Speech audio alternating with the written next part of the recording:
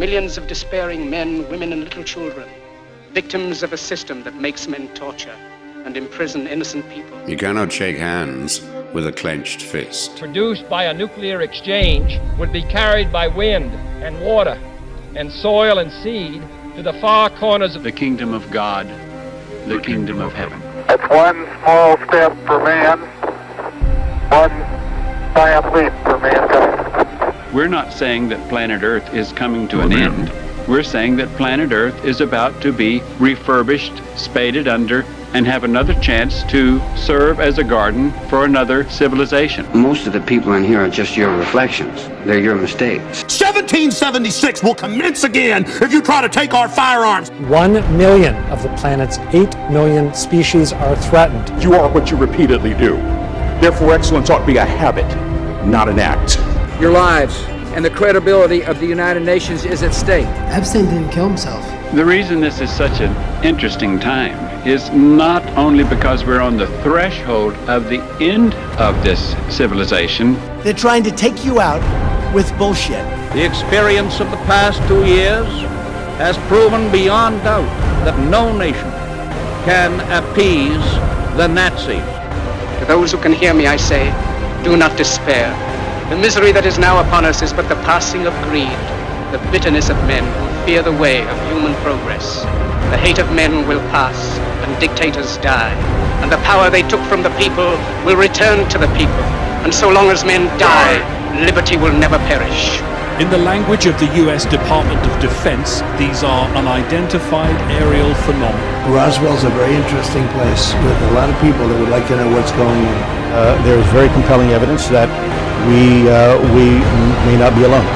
This is the Garden of Doom.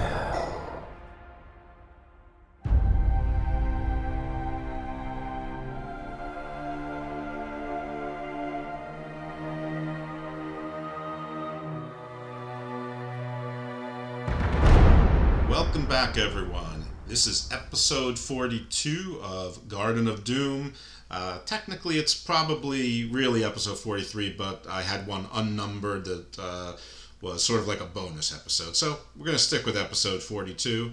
And for this episode, we have our friend Chris Silence of the Ambs here. And we are going to go over the very fun and not serious topic at all of the different sects and denominations of Christianity, because there are so many, and some of the differences are subtle and some are not so subtle, and some of them have led to all sorts of wars, conflicts, schisms.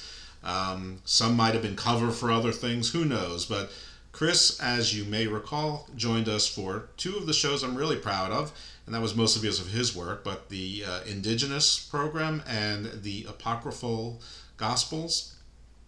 So as you may recall, or if you hadn't listened to those shows, go back and listen to them. They're worth listening to. One of the nice things about this show is that it is not time sensitive generally. But we may recall, and I'm sure he'll talk about it a little bit himself as well, but he was an ordained minister. He did in the Mormon Church. He did the whole mission. He's read the scripture. He's read the scripture multiple times. And so he really is truly an expert, or at least an educated hand in these areas. And if you've heard his own stuff, he has a podcast called The Far Center. So he's a good speaker. And maybe instead of me talking about him so much, I should let him say hello and talk a little bit about himself. Well, thanks for having me on, Jeff. I'm always excited to be on here with you. The topics that you've had me come on here and talk about are really, really entertaining. And so I like to think about them and talk about them with somebody who, somebody who's intelligent and somebody who's willing to talk about these things with me. And I was in the Mormon Church from the time I was 13. I was ordained a priest at 16, an elder at 18. I served a mission. I was endowed in the temple. I was sealed to my now ex-wife in the temple. My kids were sealed to me, etc., etc., etc. So I've done the whole Mormon thing. And now I'm just kind of, I don't know what I am, agnostic with a little bit of, I like the beliefs of Asatru a little bit, the old Norse religion, but I don't really know if I believe in anything. So that's sort of me. It's funny you should say that, because yesterday was, anyone who's been listening to the show at all over the last couple of months knows that there's been a lot of extra shows, and they've been typically from speakers for a conference called the Nephilim Anthropology Conference, which was yesterday. So one of the speakers there was talking about Norse mythology, specifically the giants, but Norse mythology and the genealogy, and coming at it from a very academic standpoint, which was nice, because a lot of the presentations were from different standpoints, and that's not pejorative on any of them. It was just a different change of pace, and I think that's good when it's a video conference. Anyway, I asked the gentleman if he wanted to come on the show, and he's like, I will consider it because I'm not sure I'm entertaining enough. And I'm like, I mean, you just presented at a conference for like 20 or 30 minutes, so I don't know what the difference is, but the subject matter is interesting enough. I mean, you don't need to be entertaining. The subject matter is entertaining. I said, but, this is not a work camp. You're not going to be conscripted, so if you want to come, hopefully you will voluntarily. But who knows? I may have to call upon you for that at some point as well, but that'll be for another day. I do have a little bit of housekeeping for folks, and Chris already knows about this. So, Garden of Doom is my show, but I do a wrestling podcast with my good friend, Big Daddy Cool Steve Pena, called the Hammerlock Hangover. And the Hammerlock Hangover was recently invited to be part of the Wrestling Soup Network. So these are mostly wrestling podcasts, but not exclusively. And Wrestling Soup is a long-running podcast, very successful. I think they showed us something where over the last 10 or 11 years on Apple Podcasts that they were like the 10th most downloaded show over the last decade in sports, period. So that includes, as far as I understand it, that includes ESPN or Fox or, football podcasts, baseball, hockey, anything, that they were number 10 over the last decade. So really, really excited to be part of that network. Why does a Garden of Doom listener care if they don't follow wrestling and they have no interest in wrestling? The reason is because Garden of Doom gets to hitch its wagon to Hammerlock Hangover in this case and be part of the Wrestling Soup Network.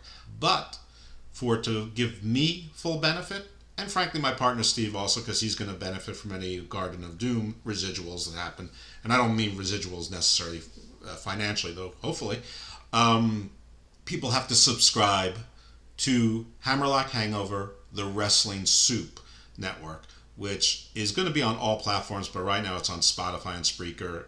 To my knowledge, it is not yet on Apple. So there's a lot of stuff to follow here. But if you don't mind, I would love for you to subscribe to Hammerlock Hangover, the Wrestling Soup Network.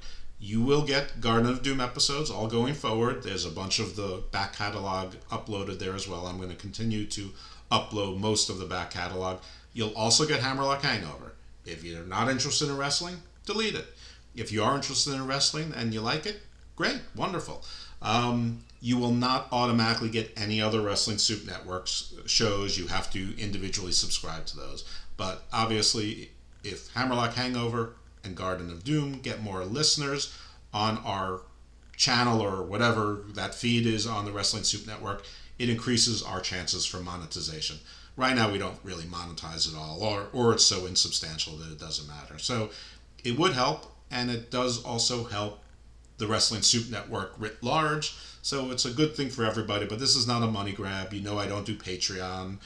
Neither does Hammerlock Hangover. We have no plans to change any of that. But if we can get money from Spreaker just because they insert the commercials, which they already do, hey, this is great. My dream is to get Meatball Parmesan money. That's really it. So that was a sort of long expose. If you don't want to, just stick to where you are. You'll continue to get Garden of Doom. So I thank you for your patience. I'll probably be repeating this for the next 6 weeks. Chris, thank you for your patience.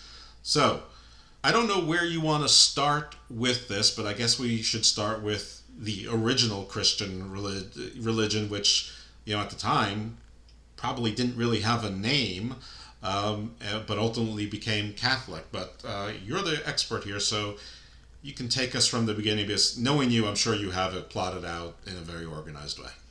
Well, yes, and in fact, it is sort of an organized plotting if you read through it, or if you really understand what's being said. I mean, even we get this idea, I think, a lot that, Christianity was all one unified thing until the Great Schism, and we'll talk about that later. But the idea that Christianity has always been one thing to all people is, patently absurd. If you read the New Testament, everything after Acts is literally a letter from the person who was in charge of the church at the time, being Paul, the apostle.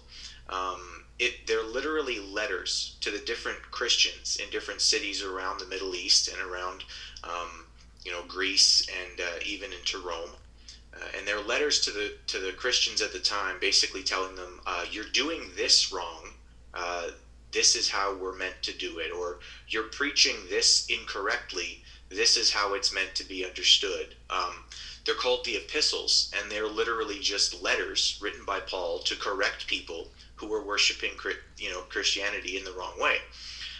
So that's sort of the first thing that people need to understand, is that confusion about what the right thing is to do in terms of Christianity has existed for as long as Christianity has. Unfortunately, for those who believe, Jesus didn't actually write anything down. So it's really hard to go back to a quote unquote perfect source of Christianity. And that is the plot of many a TV show, that they find actual writings of Jesus in scrolls or whatever, and either that's being hidden by nefarious sources, or it wants to be exposed so that everybody knows the light. But so that's it's true. There's nothing written by Jesus. This is all secondhand stuff, and a lot. Well, you'll get to where most of it can come, where we get most of our knowledge of what Yeshua might have said. Yes, absolutely. And so, anyway, the original sort of organization, there wasn't really a name for it. They came up with a name, Catholic, which means universal.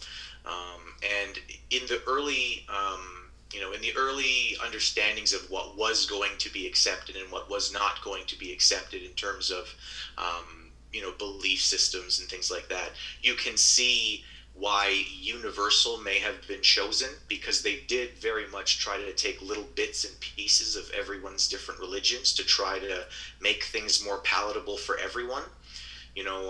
The idea of saints, right? And that you can have different saints for different things, and that if you venerate these saints, if you worship these saints, they will bless you in the certain thing that they are, in charge of. Well, that sounds an awful lot like monotheism or polytheism. It sounds an awful lot like, a different god for a different subject, right? Yes, it does. You want, if you were a Norse person and you wanted your crops to grow, you would sacrifice to Freya, for instance, right? Who was she was the goddess of fertility and growth and things like that. And so in the Christian world, they started to add these saints as ways to help people who, again, at the time, most people were polytheists. They believed in multiple gods. It helped to, sort of soften the blow of no longer having multiple gods, in that you just had God, right?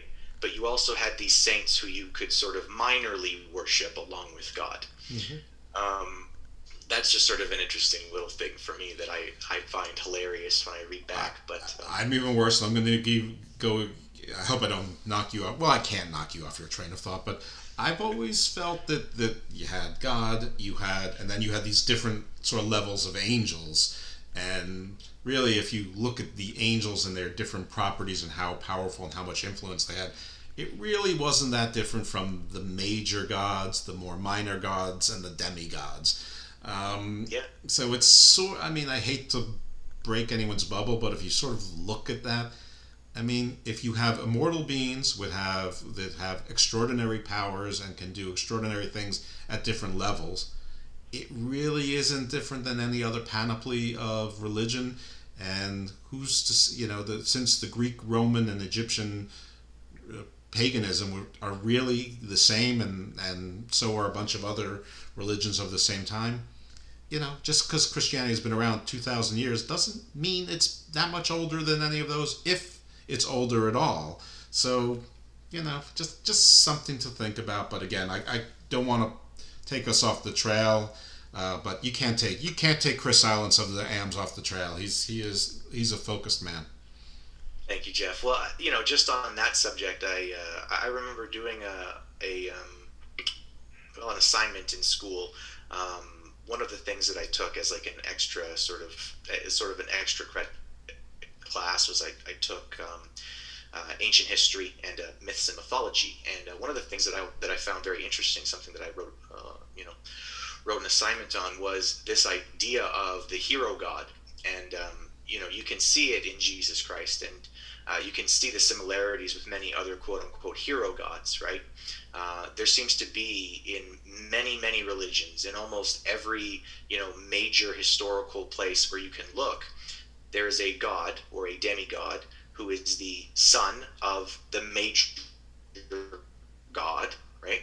And whose job it is to be the hero of mankind, right? So you have Thor, who is the son of the All-Father, Odin, and his literal sphere of influence is meant to be the protector of the earth. That's his job. Yep. You have Hercules in the Greek mythology, who is the son of Zeus, the king of the gods, and whose literal job it is to be the hero to humanity. And then you have Jesus, who is the Son of God, and whose literal job is to be the savior of humanity. And so, yes, those things are very much intertwined and related, and anyone who believes in these things should know enough about them to at least be able to understand or rationalize in their head why those things are true. And I'm not saying that you can't, because I did when I was younger. You can absolutely rationalize those things in your head, but just it's important to be aware. And in DC Comics, you have Diana Prince, Wonder Woman, who was the child of Zeus, whose job it is to be the protector of humanity as well, or at least took that upon herself. But I digress again. Absolutely. Well, okay, so we'll start off with sort of the first big split, or the first big split that I know of, and that was the split of the Coptic, the Coptic religions from Catholicism, we'll say. We're just going to say Catholicism because I'm not even sure if they were quite there yet when the Coptic religions split, and I don't know a lot about them. I know that you really want to get into the Coptic religions. I don't know lots about them, but I do know that they get their name from the fact that they used to, until, I don't know, maybe 200 years ago, actually, they did all of their church services in the Coptic tongues, which were the ancient Egyptian languages. And so they don't do that anymore, but for a long time they did, and that's sort of where they got the name of Coptic from. They're very, very similar to other Orthodox religions in that they believe themselves to be the right way of worshiping, and they split about 450 years after the death of Christ, largely due to, they had the Creed of Nicaea in about 300 years after the death of Christ, where they basically, the Catholic Church decided what they were and weren't going to believe about Jesus. That's where we get the idea of the Trinity from. Before that, people were very much unsure of exactly how God and Jesus and the Holy Ghost all kind of intermingled and worked. The idea of the Trinity really started at the Creed of Nicaea. And you can actually, a lot of what we'll talk about later in terms of the schisms and the different sects and the breakaways that happened, really you can point back to the Creed of Nicaea and sort of have that question mark of, well, who told them they were allowed to figure this out? Let's break in here for just a second. So Nicaea, if I'm not mistaken, is Nycae, and Nicaea was a place, and I think it was it Constantine who ordered that the councils there, and they brought in, I guess, hundreds of Christian clerics, scholars at the time to try to basically act like commerce, almost like the Articles of Confederation, and try to draft together basically a constitution to try to agree on what was doctrine. This is exactly what happened, and also it's where we lost a lot of the Gospels that would later be called, the Apocrypha. We did that the last time around. around, talked about the apocryphal Gospels, and Cheap a lot love. of those, up until 300 years after the death of Christ, up until, as you said, Constantinople basically said, Constantine said, define God. Because there were so many different understandings and interpretations of him at the time, even within the Christian belief system, that he basically looked at it and said, I can't rule a people who don't believe in one thing. And again, like, that may sound harsh, but there's no other reason for Constantine to call this Creed of Nicaea together other than for power. And that will annoy people. I know it will. But that's the truth. He brought them together so that he could rule over people. And the best way to do that is to have a group of people who all agree on what the highest moral authority is. Yes, well, besides, letting people know what it takes to have a pleasant afterlife, I mean, what is religion other than states without borders? Yep. Exactly.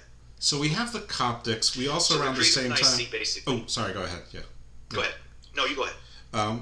Okay, but I don't want to take you off your topic. So I know that we're the Coptics, and I don't have a particular interest in the Coptics. I just mentioned them because I know that they exist. I actually knew a woman who was a Coptic Christian, and unfortunately she's deceased, or I would have asked for more information from her since. But there was the Church of Antioch. There was the Ethiopian Church, who they lay claim, sort of co-claim with the Armenians as to which state first made Christianity the official religion. There's something called the Sabbatians, and basically I'm probably wrongly lumping all of the sort of Semitic, Northern Africa, Levantine, Middle Eastern religious sects together to try to, which I'm sure that they have their own differences internally from sort of like the Eastern Orthodox, which is Greek, Albanian, Russian, that sort of thing,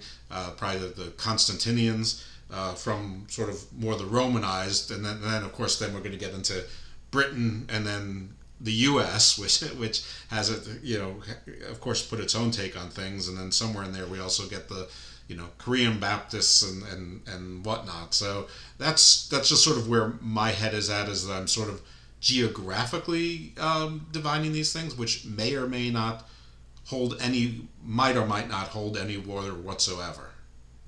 Well, that's a really good segue into the next one that I wanted to talk about, which was actually the Ethiopian Christians. Ethiopia was another one of these places, you mentioned a couple of the other ones that lay claim to being the first place where Christianity was officially the legal religion of the land. I was blessed to work in social work for quite a while, and I had some coworkers who were Christians and from Ethiopia, and great guys, and both of them very, very proud of their religion and of their country's enacting of the religion. There's a pretty interesting story. Again, I don't know lots and lots of details about Ethiopian Christianity, although it seems to be very much like the other Orthodox Christian beliefs. But I do know an interesting story of how they became Christian, and it was they had a king called Izana, and Izana considered himself to be a Roman citizen, and also early in his life, as you read into his own writings, he considered himself to be literally the son of Mars, and so he was quite a warlike person in his early days, and he had he basically had a tutor when he was in his 20s who brought Christianity to him, and he adopted Christianity for himself and was one of the very first kings in the world to recognize Christianity as the legal religion of the land. I want to interject here, just not on the Christian part, but on the Ethiopian part, because I think when people think of Ethiopia now, you think of a war-torn country, a country that is, often the subject of droughts and famines in sort of a tough part of the world. And you're right, that's the present state. But if you go back probably 2,500, actually probably about 1,600 years to 4,000 years, it was then called the Oxamites. which is Ethiopia. The Ethiopian Empire, or the Ethiopian not empire, but the Ethiopian kingdom, and the city was Aksum, Axum, I believe. Yes. That was considered on par with the Romans, the Persians, and the Chinese, and a lot of it is because they actually did a blockade of the Persian navy on the east side of India in the East Indian Ocean, and that's because they controlled the trade of frankincense. They had the whatever the plants or whatever you needed to make frankincense, and that was as valuable as gold. Also, a lot of salt, which at certain times was as valuable or more valuable than gold. So at the time, Ethiopia was truly one of the world's superpowers. Yep, absolutely. And North Africa in general, I feel like that's sort of a forgotten land in terms of history for some odd reason, but North Africa in general had a number of very, very powerful empires that were there. We get a little bit of Egyptian history, but what is now Ethiopia was a powerhouse, one of the absolute world powers at the time. There's a number of things like that about North Africa. Honestly, I feel like that could be a whole different subject that we could get into, is why North Africa seems to have been forgotten in history to the extent that it has been. But we won't get into that. We'll talk about Christian sects. Yeah, not today, but maybe another time. I'm actually, that is a nice aside and a little cheap plug. There's a podcast called The History of Africa. It has 2 seasons. It's very good, and the host is going to be a guest on Garden of Doom in a few weeks. Now, we'll probably talk more about, legends and folklore and stuff like that, but we're also going to go into linguistics. But I certainly commend that podcast to anybody who's interested. The episodes are only generally 20 to 30 minutes, and so it's a short listen, and you can catch up pretty easily. And listen, frankly, this is where I got some of my information on Ethiopia. I didn't know, I might have just sounded really smart, but 3 days ago I couldn't have told you a goddamn thing other than what we know now, and that Ethiopia, I thought Ethiopia in that part of the world was basically called Nubia, which I think Nubia is more like Sudan, and I was always confused by that, and that sort of clarified that. South. Yeah. So anyway, but he's right. And just a cheap plug, we get that gentleman coming on, and we're going to have some fun and maybe get into some more history. But that doesn't mean that Chris and I can't tackle it down the future ourselves as well, and also try to tackle the question as to why. But back to our subject. All right, so back to Christianity and its sects. So those were sort of the first really early separations from the Catholic Church, and there really wasn't much for another 500 or 600 years until what we now know as the Great Schism, which really, you could do 14 podcasts and never get through exactly what the problem was between these two separate belief systems, but one of the main reasons, of all the things that you can imagine, one of the main reasons that were given for why there was the Great Schism between Eastern Orthodox and Catholic churches at the time was basically this argument of whether or not leavened bread was allowed to be used for the Eucharist, or the bread basically. Of all the things that could separate people, but really, if you look deep into this, it's not about leavened or unleavened bread. It's mostly about the separation between the Eastern and Western Roman Empire, and who wanted power. So you had a pope in Rome who believed that he could change anything, allow anything, and you had a similar person, a similar pope, in Constantinople, who said, "Oh no, you can't. We have to agree," kind of thing, in order to change things. They excommunicated each other, which is hilarious, and basically that was the Great Schism between Catholic and Eastern Orthodox religions. Now, a thing to remember is that most people don't consider themselves to be Eastern Orthodox.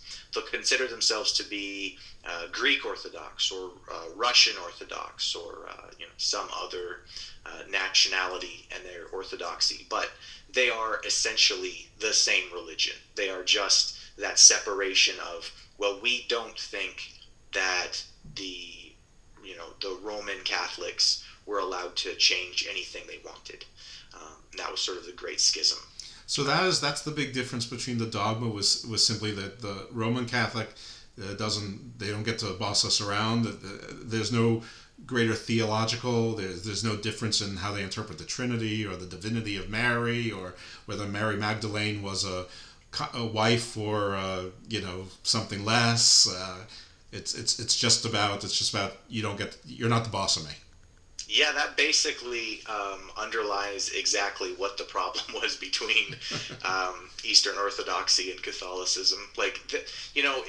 If you read scholars at the time, right, a lot of them will say, these people, there's a lot of us versus them mentality, right, which you kind of get in today's politics too. We're from North America, so we see it becoming a bigger deal in politics, sure. This us versus them thing. But I mean, really, they're arguing about the tiniest little things, and it basically just comes down to, I'm in charge. No, I'm in charge. No, I'm in charge. No, I'm in charge. There's very little to it that's more than that in reality. So even today, there's no major policy differences or theological differences, interpretation difference. I'm sure it's policy difference as to how cardinals and whatever elevated or. No, I mean they both believe in Jesus Christ as being the literal Son of God, the Christ of the world. They believe in Mary as being a divine being. They believe in the scriptures. They believe in all of the same scriptures. Nobody has extra scriptures that someone else doesn't have. They could very easily meld back together, and 99% of the people who believe in Catholicism or Eastern Orthodoxy would not notice a single difference in their lives. That's the truth. That is just amazing to me. That's all right. I don't know what to say. I know that the garb is very different, and the architecture is very different, but I mean, that's wow. So, you know what? I have a really simplistic question, and can you give an sort of a for the dummies, those book series, this for dummies, can you explain Trinity for the dummies? Oh yeah, sure. Me being a dummy. That's not a problem. So the Trinity is the idea that God and Jesus Christ and the Holy Ghost are one being. It was a very contentious belief at the Creed of Nicaea. It's something that caused a lot of people to be angry, a lot of people to be very confused about, and it's still very confusing. And you can kind of tell in the way that the doctrine is explained that it was something that was politically motivated to come together. And what I mean by that is that it doesn't make an awful lot of sense. The idea is that God and Jesus and the Holy Ghost are all one spirit, and that when Jesus said he was the Son of God, he was really God come to the earth, and that the Holy Ghost is a manifestation of him, them, they. Essentially, if you read Catholic, if you read into Catholic writings about it, it's very confusing. The easiest way to describe it is to say that God and Jesus and the Holy Ghost are one, and they're kind of one, and they're sort of one, and almost one, but not really one, and almost one, so therefore they're one. So it's like Doctor Strange when he goes into the astral zone. The body of Doctor Strange can do things, but the astral projection of Doctor Strange can do individual things. And let's just say that when Doctor Strange answers to the wise one or whatever, the ancient one, that it's also Doctor Strange. Certainly, yes. Absolutely. Check. One of my favorite arguments against this, and I mean, again, like Mormonism, we'll get into it. Mormonism doesn't actually believe in the Trinity. And so I used to have this argument with people where I would say, okay, so, Stephen is dying, in Acts, right? And it says that Stephen looked up and he saw Jesus and God, and he saw Jesus on the right hand of God. Now, what I think Stephen looked up and saw was two separate people, and he saw Jesus standing to the right of God. And you think that Stephen looked up and he saw God standing on his own right hand? And people sort of trail off like, So, yeah, the Trinity, I mean, for dummies, it's exactly what I just said. It's God and Jesus and the Holy Ghost are one and kind of one and sort of one and almost one and therefore one, but they're not really one, but they're kind of one, so they're one.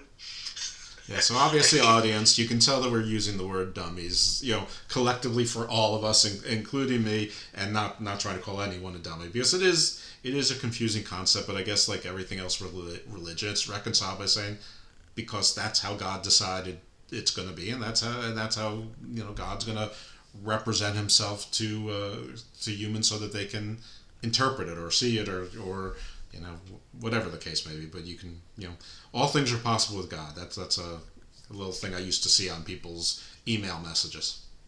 For sure. And so if we're sticking with the timeline here, the next major rift or the next major sect that formed was as a result of a German who had been ordained to the priesthood in the Catholic Church, named Martin Luther. Martin Luther had a number of questions, a number of things that he did not like about where the Catholic Church was going. Again, the clergy at the time was allowed to have copies of the Bible. Most people were told not to. And this was something that the Catholic Church actually very bluntly at the time told people, you don't need a copy. We'll have copies. And again, we didn't have the printing press, so it would have been difficult to have a copy of the scriptures anyway.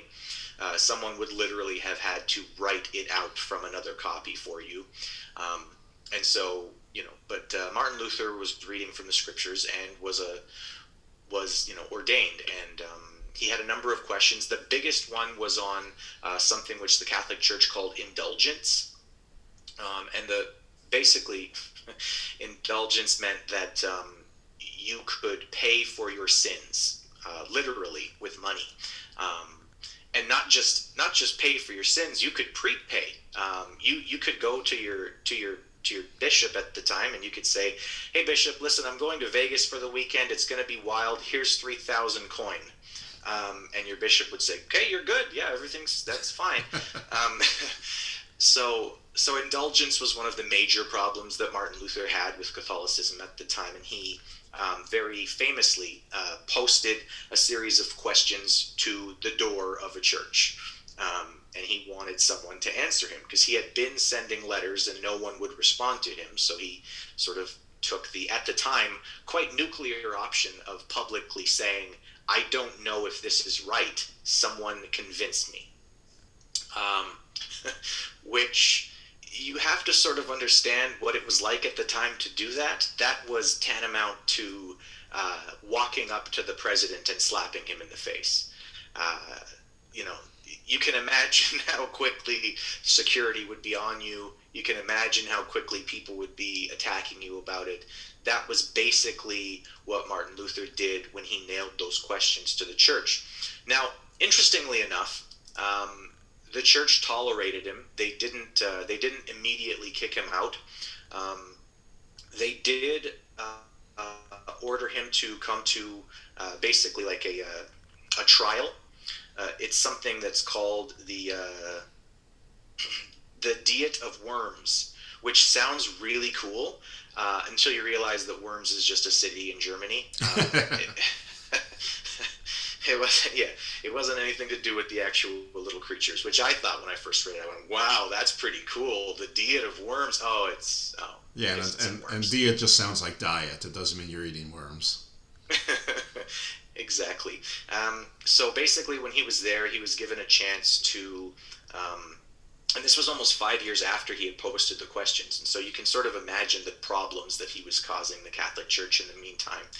But he was basically given a chance by the Catholic leadership to renounce his questions and to publicly say that the Catholic Church had the authority from God. He refused and was excommunicated. And in his excommunication, they basically put out what I would call a papal hit on Martin Luther. When they excommunicated him, they sent letters to every city, basically in Europe, in Germany, and said something to the effect of, "We would not consider it murder for someone to kill Martin Luther." And so that was it was consistent. That entirely, it's bless me, Father, for I'm about to sin. Yeah, exactly.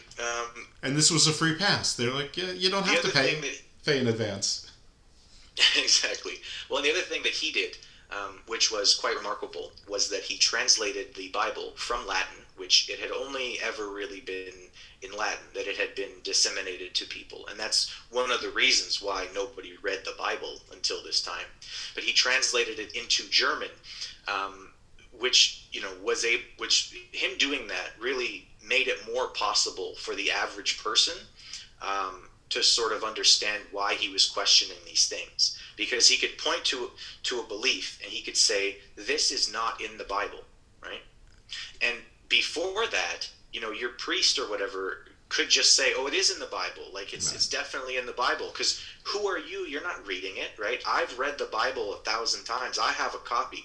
You don't even have a copy. Just shut up and pay your taxes, but again, Martin Luther was able to sort of say, like, I'm going to give the regular people the copy, right? And then they can question these same things. How far away time-wise was this from the Gutenberg press? The press was invented in what was it? Was it the 1400s or the 1600s? I can't remember. I think it was the 1600s, but I'm not sure. But it sounds like it was not that far different in time. Yeah, well, if it was different in time, it wasn't very far off in the importance of the things. I mean, I personally hold the Gutenberg press to be one of the most important inventions of all time ever, period. I mean, sure. It made printable words possible. You didn't have to copy something from someone else's word for word, which, as you can imagine, if you've looked at the Bible, would have taken quite a long time. Yes. Hence monks. Yes.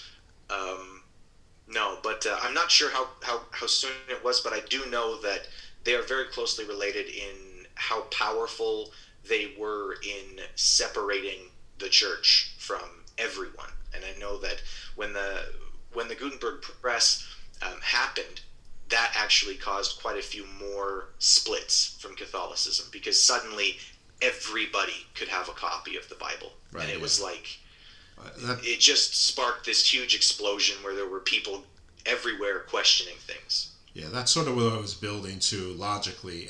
And I honestly think time-wise, even though it was probably, 4 to 5 centuries ago, I still think we're almost at the infancy, or at least the toddlering of that phenomenon. I think we're still seeing it, all the time. I think that's probably accurate.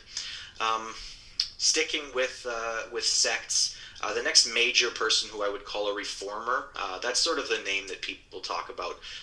This early splitting of Catholicism into. But before we get there, tell the folks what happened to Martin Luther.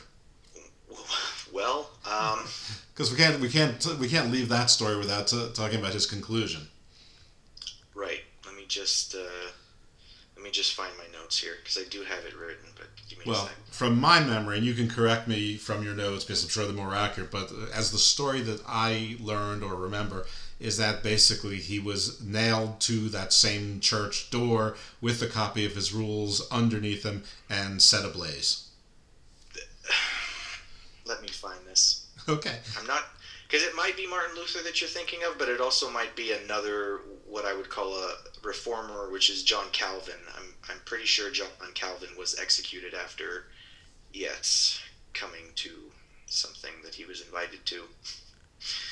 The only reason, by the way, when we talked about the Diet of Worms, the only reason why Martin Luther was allowed to walk away from that, not murdered by the Catholic Church, was that several princes in Germany had basically sent letters to the archdiocese and said, under no circumstances are you allowed to harm Martin Luther while he's at this meeting.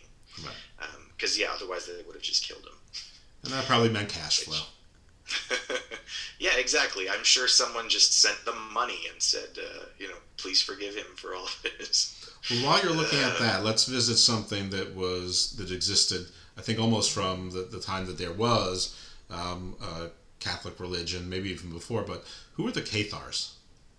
The Cathars. I'm not even familiar, to be honest with you. Do you have some information on the Cathars? The Cathars, Cathars. My understanding of the Cathars is that they were Christians, but they adhered to what's widely reported to be the words of Christ, which was basically you didn't need a church or an organized religion to be Christian, that you could worship anywhere and you didn't need a church to be fully Christian and get to heaven, etc., which of course would be very threatening to a church built on churches and sort of a power structure and bishoprics and cardinals and and local priests and taxes and tithes and at the time a lot of royalty, a lot of monarchs were tied to they had to get the blessing of the church to keep their titles.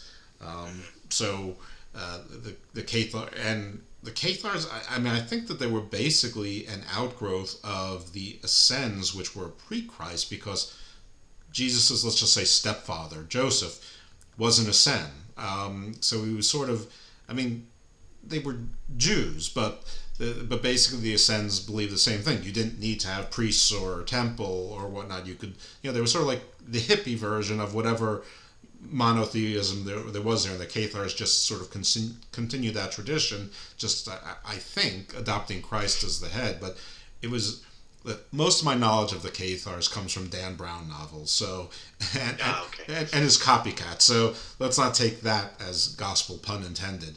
But that is my understanding. But I also think that part of it, there's all the Mary and Holy Grail mythology tied into that. But I also think that it played some role in the Merovingian Crusades, which was basically when the French king and the Pope said, "Hey, yes, you can launch a crusade against the south of France because they're not listening to us, and there's a lot of Cathars there, and that's the excuse."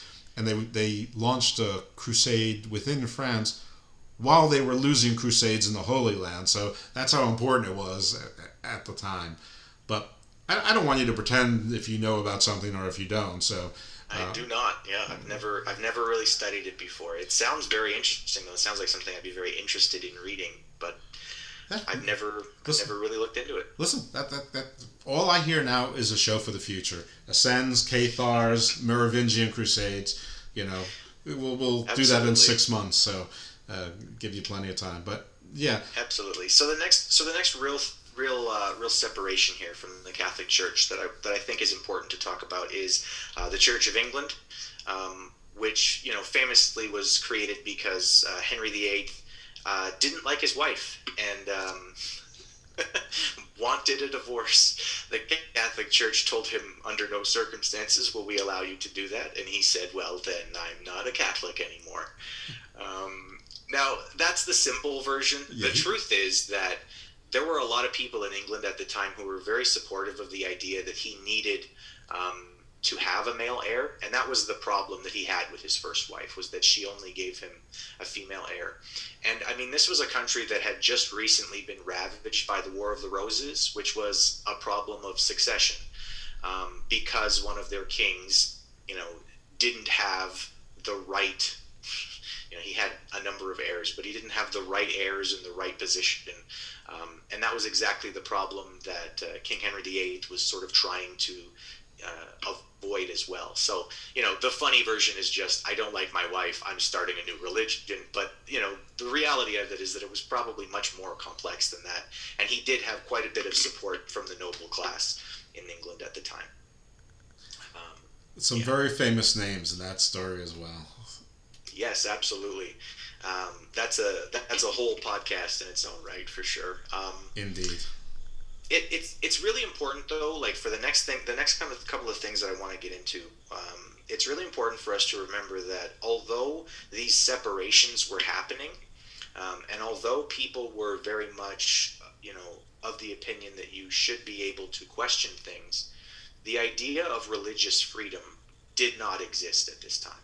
That was not a thing that was okay. Even Martin Luther, the person who we were just talking about, had books and books written about how terrible Judaism was, and he talked about wanting to eliminate it from Germany. Books that would later be, pretty influential in the young mind of an Adolf Hitler.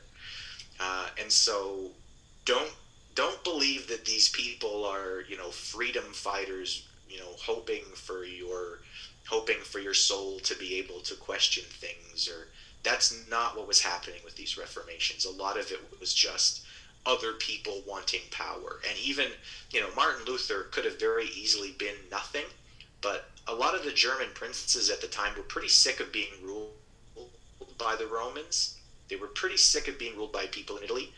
And so his teachings caught on very strongly in the country of Germany, largely because the noble class was like, well, we don't really want to keep paying taxes to Rome.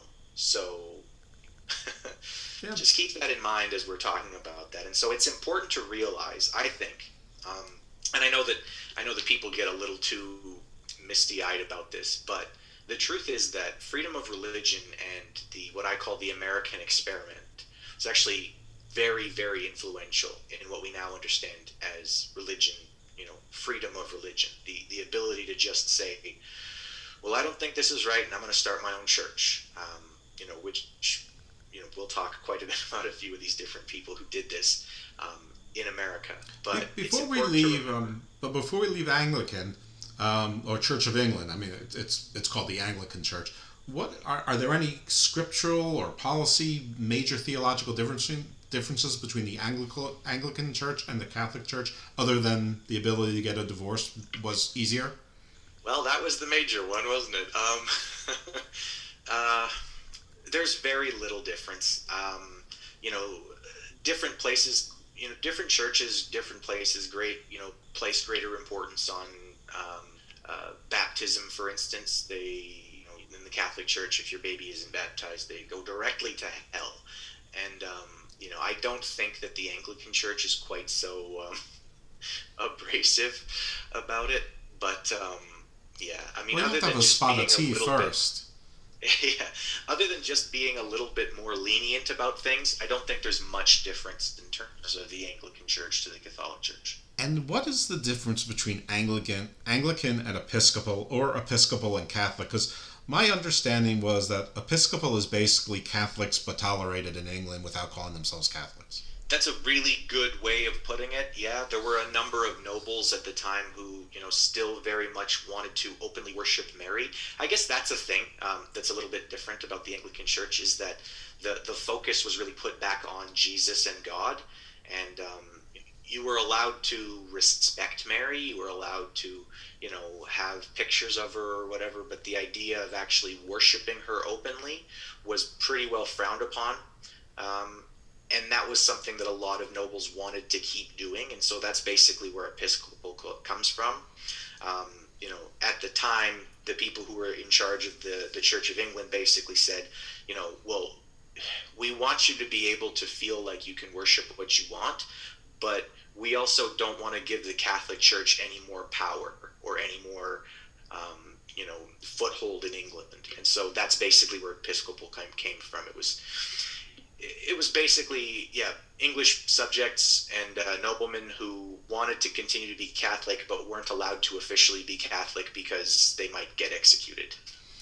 That's a good reason to not want to do something. And when we talk about Mary, I guess it sounds trite, but if you take away Jeff World, sort of comparing different levels of angels to different levels of gods and paganism, and you ignore that or discount it, well, then you're left with God, and you're left with the Trinity. Now, all of a sudden, you have Mary, who's divine also.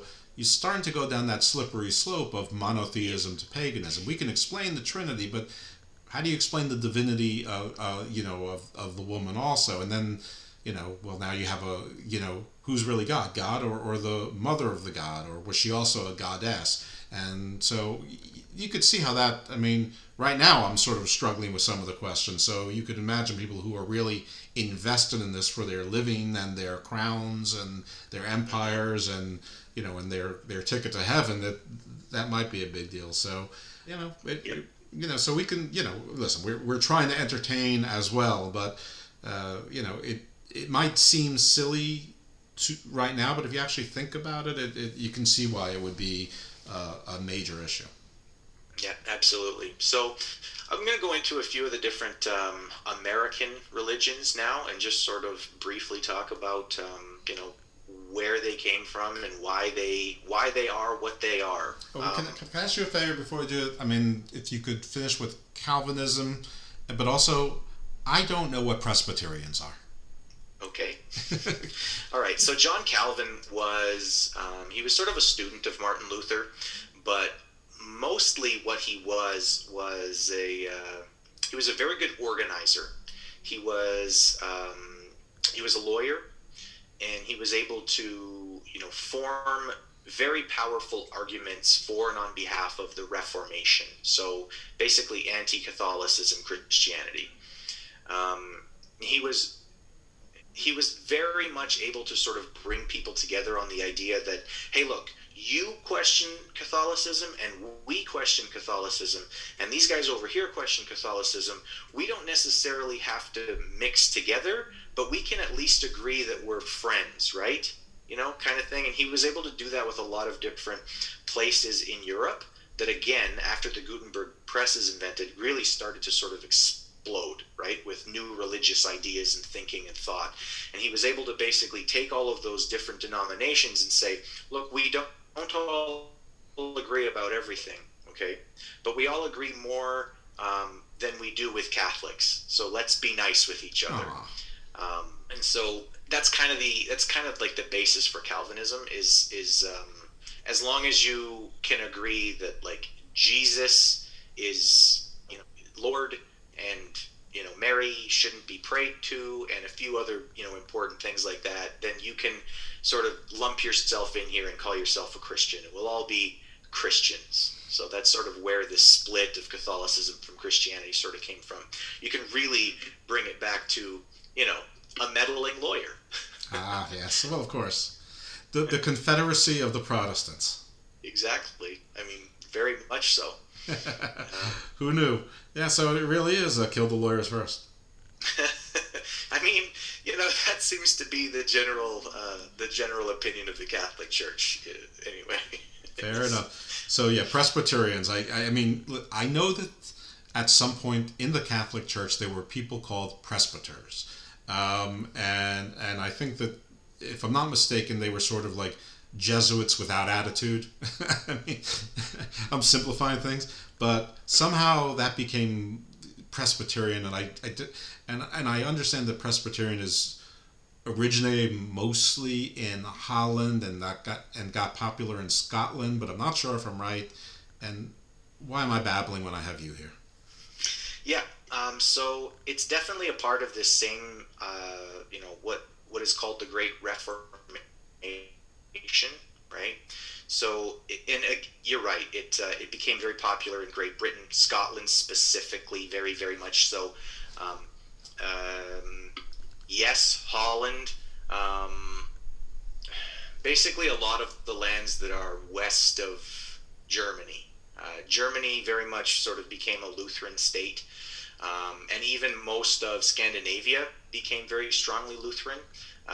In fact, today, most Christian churches in all Scandinavian countries are technically Lutheran Christian churches.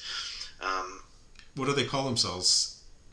Christians. That's the thing with a lot of these different sects, is if you ask them to more deeply define themselves, they may be able to give you something approaching a reasonable answer.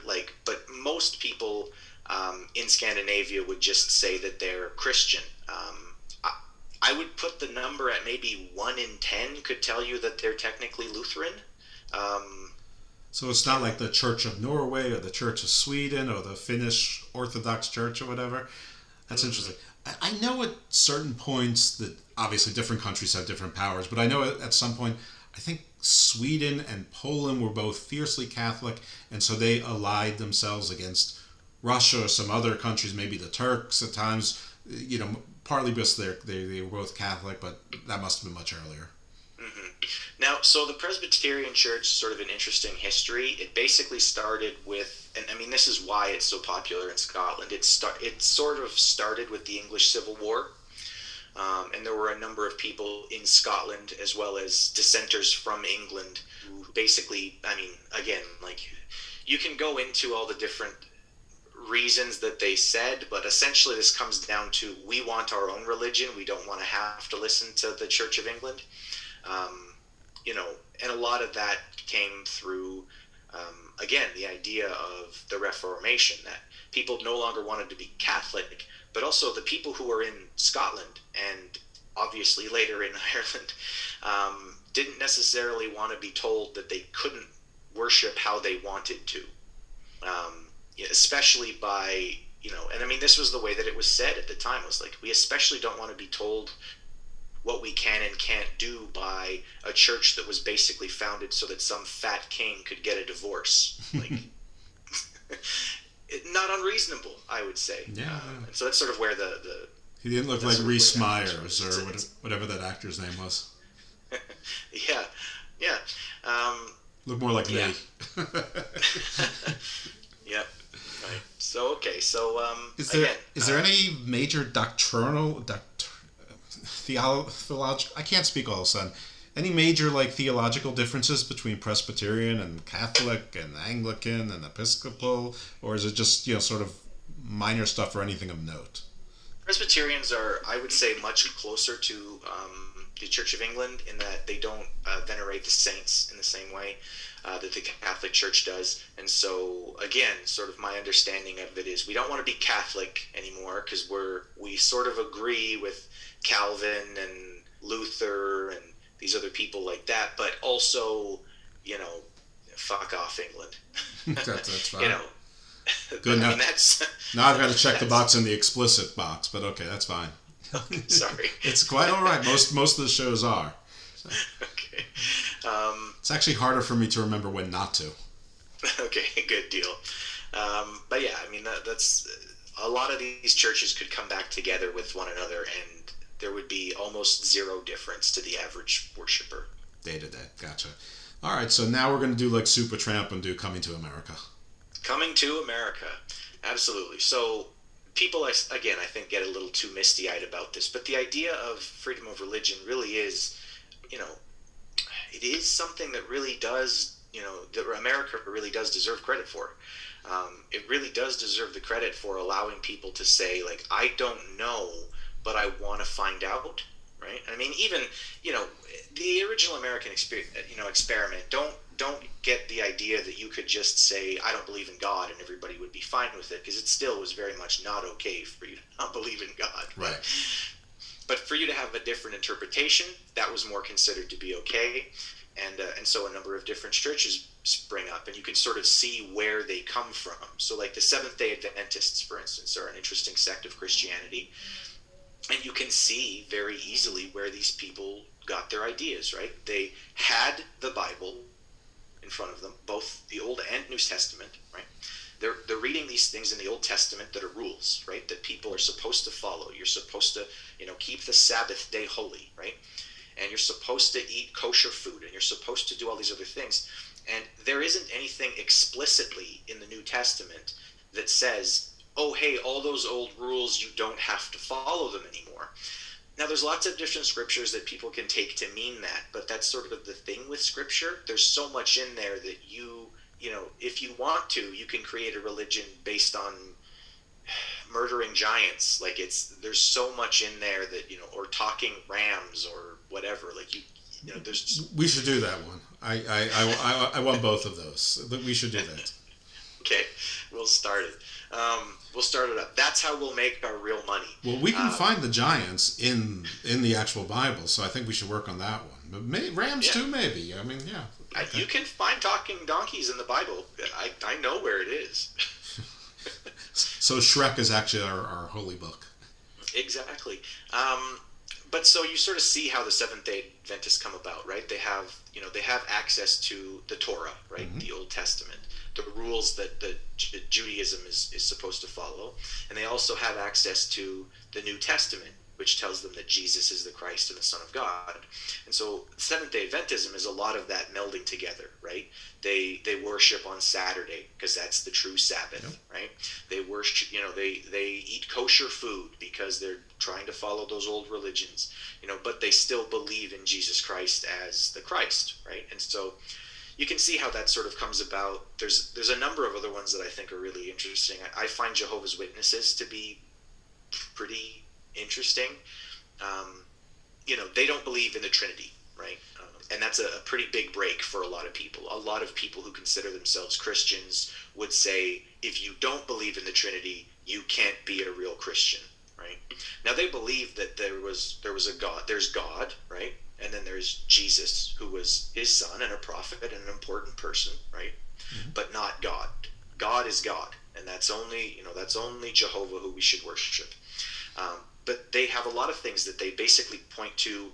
Where is this in the scriptures, right? Which comes back to the Creed of Nicaea, right? A lot of these things aren't scriptural, and so you're able to ask these questions. So the Trinity, the immortality of the soul, they question. They question hell in general. They don't believe that exists. They think that that's something that somebody made up to help scare people. And again, if you read through the scriptures, there is very, very scant evidence that anyone at the time really believed in hell or that souls were immortal.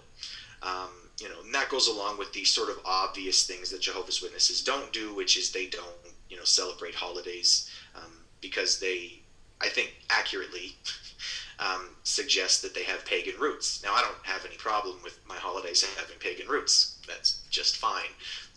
But to Jehovah's Witnesses, it's seen as, you're mixing paganism with real Christianity, and that's not okay. You can see sort of where these things come about. There's Mormonism, right? Obviously, I know lots and lots about Mormonism, where a man reading from the Bible said, well, look at all these old examples, right? And if you read from the Old Testament, it's very clear that the way that God communicates with people, or the way that he did communicate with people, is through a prophet, right? There's Moses, and there's Abraham, and there's Noah, and there's every other, there's Ezekiel and Elijah and Jeremiah. All of these people claimed to have direct relationships with God. God would literally speak to them, and then they would lead the people, right? There's not a whole lot of experiences where God just flat out says something to the children of Israel. He says something to their prophet, and then the prophet tells them what to do. And so Mormonism is very much an American version of that where Joseph Smith, basically reading from the scriptures and sees, hey, like, God always used to talk through prophets. That's how he should talk. And then told everyone, I'm a prophet. Now, again, I'm not going to bash Mormonism. I don't mean to actively bash anything. If I'm making jokes about things, it's just because I see some humor, in religion and in beliefs and in things like that. I don't find it to be funny as in disregarding, but just I find things funny. Like, I've always said, like, the story of Jonah is hilarious, right? God says to this man, hey, I want you to go over here and I want you to tell them to apologize. And Jonah, being the genius that he is like, I'm going to run away from God. Like, how funny is that? That sounds like a hilarious Adam Sandler movie, right? Like him running away and then winding up in a whale and still taking 3 days while surviving inside the belly of a whale to finally swallow his pride and be like, okay, God, fine, I'll go. I find humor in that kind of religion, and I don't mean to make fun of Mormonism or anything else. He might have read Job, and said, I don't want to end up like that poor guy.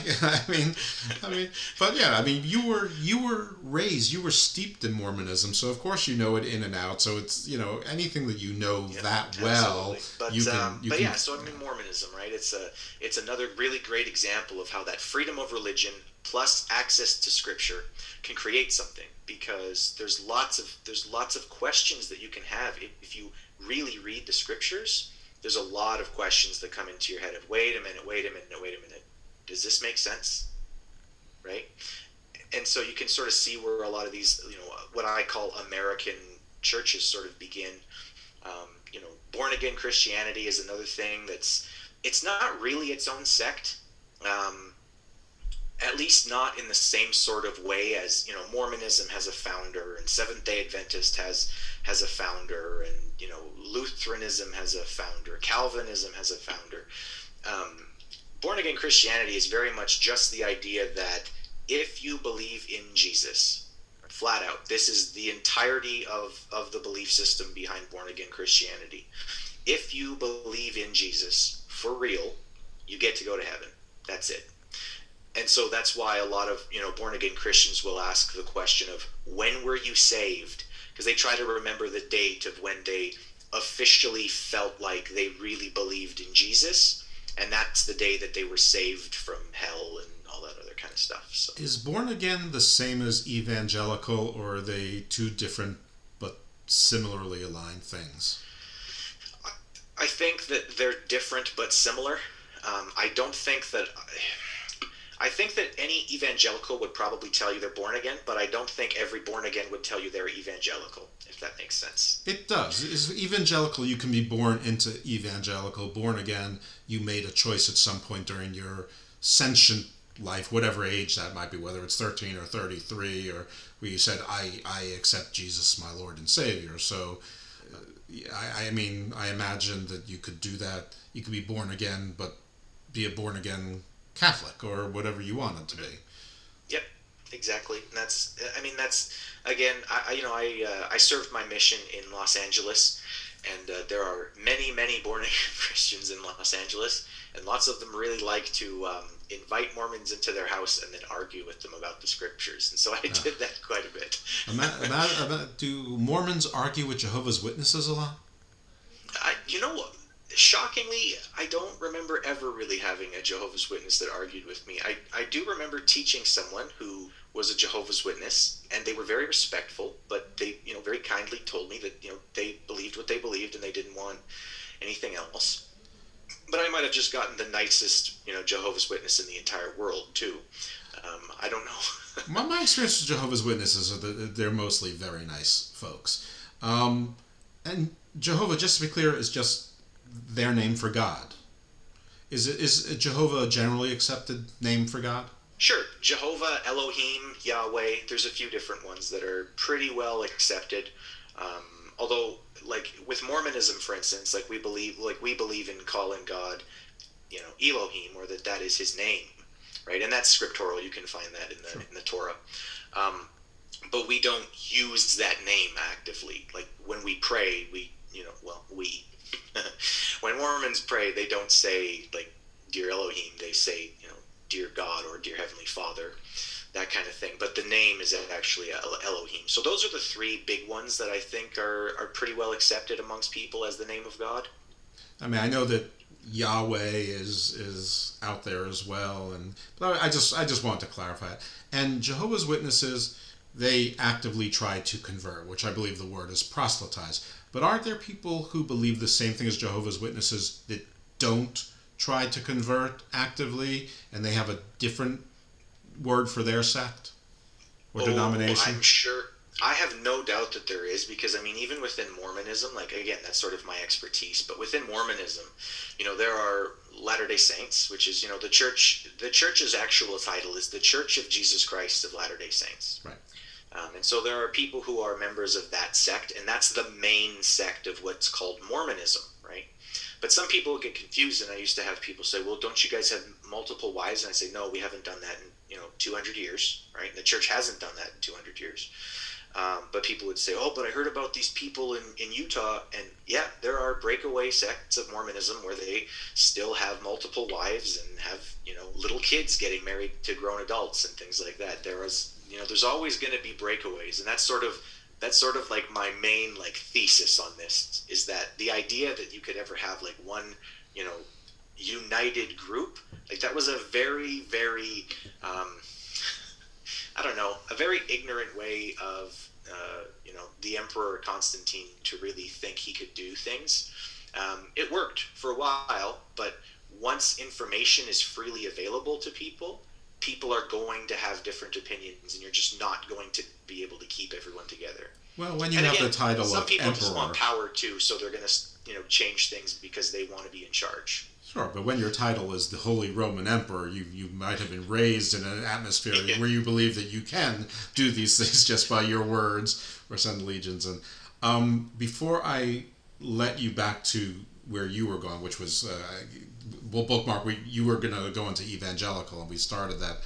What does the actual word Adventist mean? Adventist. As in the context of the Seventh-day Adventist, because I guess I knew that one of the big differences was that they celebrate the Jewish Islamic Sabbath, basically Friday night sundown to Saturday sundown. That was their, that Sunday wasn't the day of rest. The Friday night, Saturday was the day of rest. If I knew that they kept kosher or halal, that I'd forgotten that. But it does make sense. I mean, if you are adopting the Old Testament into the New Testament, I mean, there's a lot of consistency there. Yeah, I mean that's the thing, right? I mean, with a lot of these, like what we call American religions, there's a lot of logical explanation for why a person might believe that. I mean, even Mormonism, right? I often think of it as being a pretty logical religion, to be honest with you. So, I mean, it's very clear as you read through the scriptures that God doesn't just let people do whatever they want. That's not the way God works. God has always spoken through a prophet, right? Mm-hmm. And so the idea that, well, why would God not do that now? It's a very logical question to ask, and it's a very logical thing to be able to say, well, see, that doesn't make sense. Likewise with, Seventh-day Adventism and stuff like that, in that you can point to a part of the Bible where, clearly God is telling people, this is how I want you to live, and then say, well, why aren't we doing this? Of course we should. So, well, I mean, there's plenty in the Bible of people that God favored who had lots of wives, and very young wives too. So, I mean, people say we don't like polygamy, but hey, it's there all those aren't the things that God seemed to get angry about. I mean, he clearly was angry about people trying to build a tower and utilize his language. He was clearly irritated by people trying to take advantage sexually of his angels, and and some other things as well. But people having a lot of wives, kings, not so much, So anyway, I don't want to steal your thunder on that. So let's get back to evangelical, but I also, hopefully you can tell us something about Methodist. And I think that also might be an American offshoot, because I think wasn't it John Wesley? John Wesley, yep. Yeah, well, Methodism is another branch of Christianity that very strongly believes in good works. Not that you can work your way into heaven. I think that's a thing that people get confused a lot of with a lot of American religions, actually. But there is this very strong push among American religions to do something about the way you believe. If you believe, then you should read your scriptures, and you should get baptized, and you should get married before you have a family, and you should do all these different things. And yeah, to my knowledge, John Wesley was mostly just a really religious thinker, who I don't think that he was, a Joseph Smith character where he was telling everyone, I'm a prophet, God told me. But I think that he was he was pretty well versed in the scripture, and I think that he had a pretty specific way that he believed people should live. But again, Methodism is one of those things where it still fits with the rest of what you would call Protestant Christianity. You're still allowed to be a Methodist and claim to be a Christian. Like I was told very often on my mission, you're not a Christian. Why am I not a Christian? Well, because you don't believe in the Trinity. And it's like, okay, well, there's a couple of things, I guess, that you absolutely have to believe in.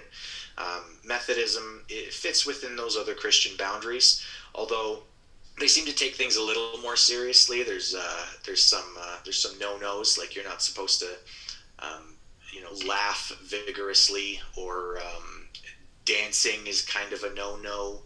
or at least it was. It's hard to sort of tell now because things sort of changed, with the times. But for a long time, Methodist was sort of what would you call a strict form of Christianity. When I think of Methodists, I think almost like that is the more modern name for the Puritans. Yeah, that's a good way of putting it. That's basically the way that they saw themselves. Yeah. What you folks don't see, because this is audio, is me like giving myself a cheer. For Good job, Jeff. Right. But yeah, I mean that's that's basically the different sects of Christianity. I mean, we could go on forever. There's literally hundreds of thousands of different ways to worship the Christian God or the Christian way. I know that you wanted to sort of touch on Jews for Jesus. I absolutely did. And you knew that? How'd you know that? I just typed it. All right, so Jews for Jesus. Because aren't Jews for Jesus Christians? I mean, yeah. And when you look into what Jews for Jesus is, they're a Christian church. They are entirely Christian church who believe that the worship of Jesus can be, a part of Jewish identity. They're more about melding the identity of Jewish people with the religious beliefs of Christianity. At the heart of it, Jews for Jesus is just a Christian church. But they do some really good things too. I don't mean to say just as in they don't, they're not important or that they're not, a legitimate belief, because they are, as much as anyone else is a legitimate belief. But yeah, I mean, basically, if you look into the religion and what they believe, it's just like, okay, so they're Christians and they just use the word Jew in the name for their religion. It's okay. I mean, it sounds sort of like Seventh-day Adventists is for them. Yeah, but very much so. Now, Seventh-day Adventists, this may be my ignorance or just geographically, but isn't Seventh-day Adventist mostly an African-American church? Or is that just locally? I think that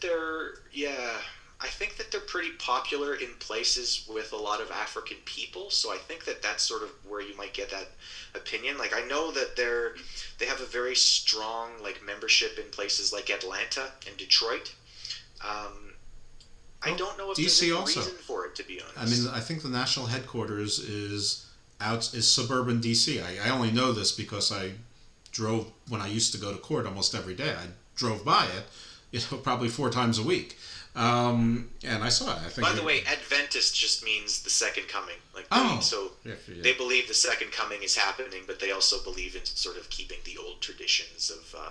Now, the Jews for Jesus, thank you, because I asked about that earlier. The Jews for Jesus, I know that they do try to convert, but there's a version of the Jews for Jesus, or at least I think it's a version, sort of like the Jehovah's Witnesses have a version that don't try to actively convert. I think they're called the Messianic something, but they're basically Jews for Jesus who don't try to proselytize actively. I mean, if you come into their building, certainly they will, but they're not going to be knocking on your door. Sure.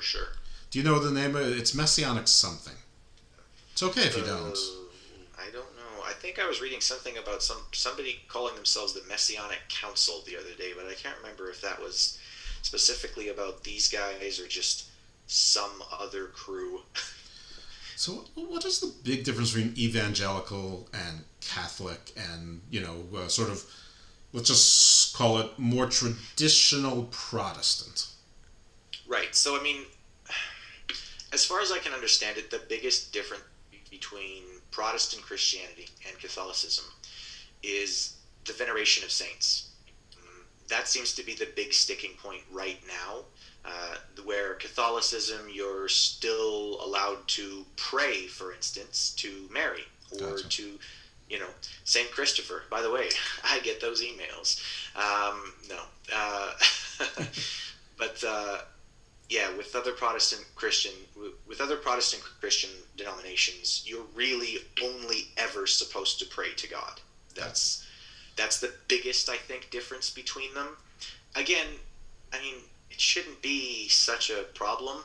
I mean, everybody sort of believes that Mary was special anyway, right? Like, she was a special woman, right? She was the mother of Jesus. She must have been pretty cool, I mean, even the scriptures, it talks about her being a chosen woman, right? But that's basically the biggest thing. There are other things too. The Catholic Church is very, very strict. Not as strict as they used to be, but they're very strict about divorce. Still, they're very strict about abortions. They're very strict about things like that. But there are other Christian churches that are strict about those things too, that would still consider themselves to be separate from Catholicism. And so I think the best way to understand the difference is the veneration of saints. Yay or nay on that? Okay. And Baptists? So Baptist is just a form of Christianity. It's a form of Protestant Christianity that very, very much focuses on baptism as being a saving ordinance. Like, not necessarily for children, because I've never heard Baptists say that your baby has to be baptized, and it wouldn't make sense for them to do it that way anyway, because they believe in full immersion. In other words, you need to actually go under the water during baptism. Right now, the Catholics they'll sprinkle the water on your head or whatever, and that's a baptism to them. But the Baptists generally are very much strict to, you should be immersed all the way. Once you're actually ready to do that, once you actually can say, I believe in Jesus and I know what that means, you should be baptized, and that's a saving ordinance. Okay. And is there any major difference between Baptist Prime and Southern Baptist and like Korean Baptist? There is no major difference. They have different flavors to them, obviously, because the people that you're talking about are different. I mean, people in the South are different from people in the northern states. People in the South, tend to sing louder and, clap their hands and jump up and feel more of that kind of, excitement, I would say. There's more of an exciting thing with Southern Baptists. I know anytime I've been to a Southern Baptist church, I had tons of fun. It's like, man, these people are really, really into this. Yeah, I felt like a stick in the mud. A couple of weddings and events I went to. I went to school in the South. Yeah.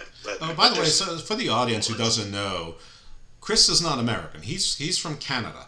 So while it's our cousins up north, his commentaries on America are not like, yay, America, USA, USA. Not that I'm not USA, USA, but you should know that he has at least some detached, independent perspective on it. I probably should have said that way earlier. But yeah, back to the Baptists. But it's basically a birds of a feather flock together. It's more of a how emotive you might be, or how celebratory you might be, versus anything else. But it's just another form of Protestantism. And then lastly, I'm not even sure if these are all Christians, but there's the Quakers, especially, and not too far from my part of the world, there's the Amish, and there's the Mennonites. And as I understand it, they're not all Christian. The one thing they have in common is that they're all pacifists, and so people confuse them a lot, but some use electricity, some don't. They're all, pretty conservative in their ways of lives, and certainly I did not prep you for this, so if you don't know, that's fine. But if you know the difference between Quakers, Amish, and Mennonites, that would be lovely. If not, I dispense you in advance. Well, I know that for instance, the Mennonite community is very much a breakaway from German communities. I think that's actually true about the Amish too, and I don't know much about the Quakers, to be honest. But yeah, as I understand it, they are people who believe in living as simple a life as possible. I think that both the Amish and the Mennonite would say that, although the Mennonite are less extreme about it. They do still mostly have electricity. They do still allow themselves to have cell phones, things like that. At least the ones from around here do. Again, I'm from Northwestern Ontario, so if you're a Mennonite listening from around here, I'm talking about you. But yeah, I don't actually know a lot about the religious beliefs of them. I know a lot about their culture and what they sort of, allow themselves to do and not do, but I haven't actually spent much time studying their religious philosophies. And I really don't know anything about Quakers other than they're a lot like Mennonites and Amish. Fair enough. Well, I don't know if this quite constitutes a master's class, but I would say it's pretty darn close, especially for what you're going to get in under 2 hours. And it, this is something that's always sort of confused and fascinated me, and I probably know a little bit more than an average person just because I read all the Dan Brown books and all of those sort of theological thrillers that came after I think Steve Perry or whatever his name was, and James Rollins, and a whole bunch of other hosts of authors that sort of copied the Da Vinci Code. So you get flavors of these things all the time, and I'm just not sure how many people did that, but I hope this was entertaining. It was certainly informational. It was certainly educational.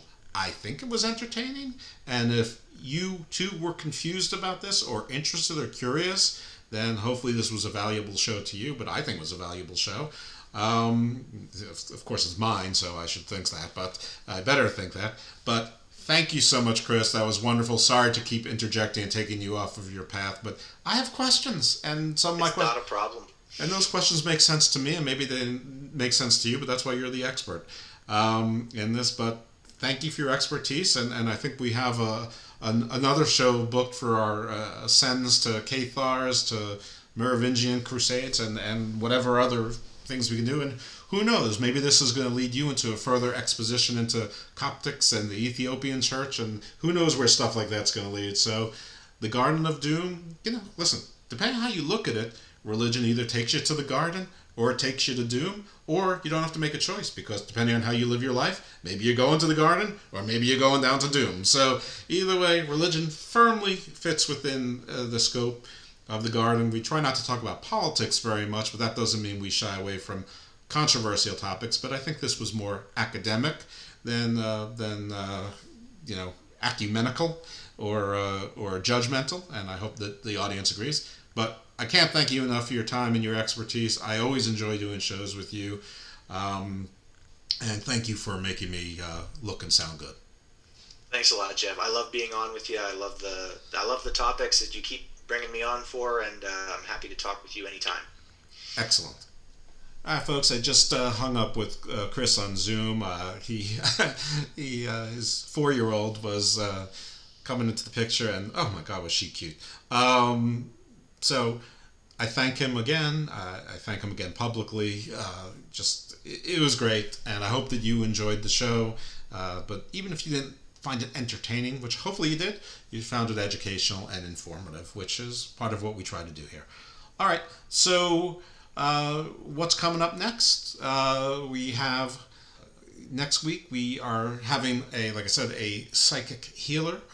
She's the spiritual director at the Sacred Alliance at Global Evolution. She's the founder and the source translator at the New Earth Star Inner Academy. And she actually moved from Hawaii to Colorado because there are certain gods that work through her, and they are stronger or have more power in different areas. Obviously, she's going to do a much better job of explaining this than I ever will. But her name is Maya Christine Nartumid. I hope I pronounced that even close to right. But that's coming up next week. Week after that, we are going to have an expert from Brazil who's going to be on the air and talk to us a little bit about some Brazilian folklore and traditions. So someone actually down on the ground there, a friend of mine. And on the 16th, one of our guests that we're very excited about, the host Andy from the History of Africa podcast. So we're going to talk about some African folklore and other stuff. We alluded to that earlier. And then the week after that, our friend Sharon from the Land of the Lost panel. She's going to talk to us about permanent ecology and sustainability and all sorts of interesting stuff like that. We'll also touch upon some science stuff because she was a science teacher for a decade. And she also is a docent in an art museum, so we may go into that area as well. And hopefully the 30th will be our next set of Land of the Lost shows, where we'll finish up Season 1 and get into Season 2.